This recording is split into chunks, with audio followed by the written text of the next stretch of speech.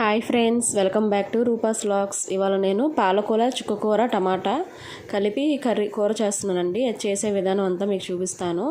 First అయితే ఇలాగా ఆకుకూరని చక్కగా కడిగి ఒక అరగంట సేపు ఉప్పు నీళ్ళలో నానబెట్టుకోవాలండి.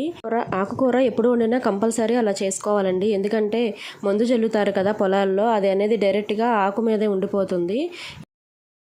ఇలా చేయడం వల్ల ఆకు అంతా క్లీన్గా అయ్యి చాలా బాగుంటుందండి వండుకోవడానికి.